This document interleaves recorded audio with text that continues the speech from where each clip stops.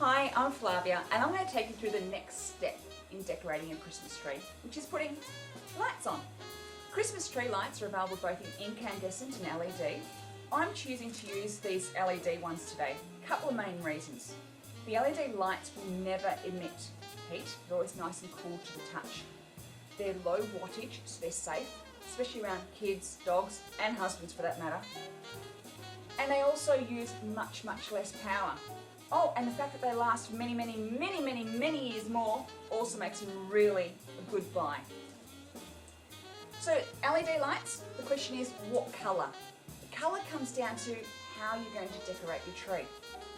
I've actually got a warm white LED here.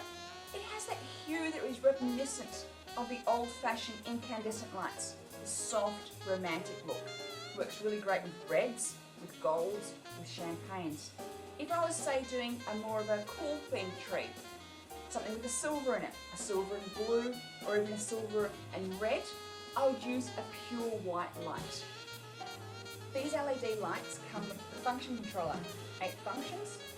You can have them shimmering, you can have them flashing, fading in, fading out. Whatever it is that makes it work for you. I personally like my Christmas tree lights to be on solid, and then I might have another set that I run over the top as a feature and have that feature light doing whatever it is I want it to do. The beauty of this function controller is it has a memory in it, so if I want them to flash, every day when I switch on my lights it will remember that I'm a flasher, and then eventually when I change it and then it will choose a different function. This is the slow fade in function. It'll remember in future that I always want it just to be a slow fade in. The next $1 million question is how many lights to put on a tree. I personally like Vegas look, so I'd be putting on hundreds. The average person, a bit more conservative. The rule of thumb is 100 lights to a foot of tree. We've got a 7.5 foot tree here, so we'd be using around the 700 mark in lights. If your tree was narrower, you could come down a bit more. If your tree was being seen from all directions, go make sure that you do have that full amount of lights on there. I'm going to be putting on roughly 600 lights, and then I'm going to put some feature lights on, and that'll bring me up to my count of 700. So now we're actually going to put our lights on the tree. What we don't want to see as a final product would be to have all this light string hanging across the front here. That wouldn't look nice, and also it makes it really awkward when you're trying to put your decorations on your tree. So what we're going to do is feed the light into the tree, wrap it round a branch so it holds on nice and tight, and we come out the front, go back into the centre and across to the next branch. And again, same thing, wind it through so it holds on tight.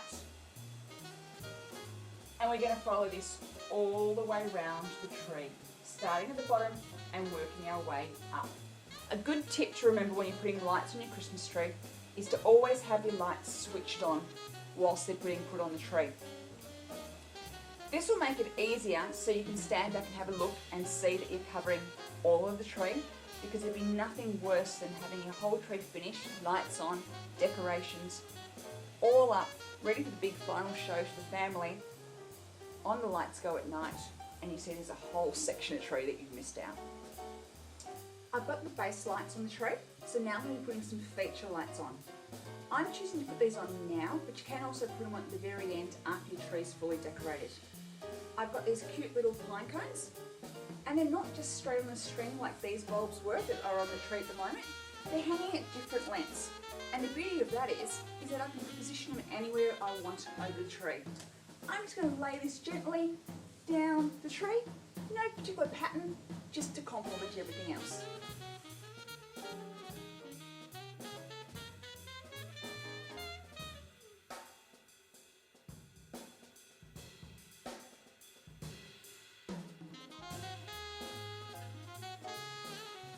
So I've laid my features, my pine cones on top. As you see, I didn't tuck my strings in and out. So they're showing at the front at the moment. It's looking a bit tacky. But now that I know that I've got coverage, my features have been a little bit here and a little bit there, I can go back in and tuck it in so that all you are really seeing is the beautiful feature pine cones. And you'll also notice that the pine cones I've got on flash mode because I want these to stand out. They are the feature after all.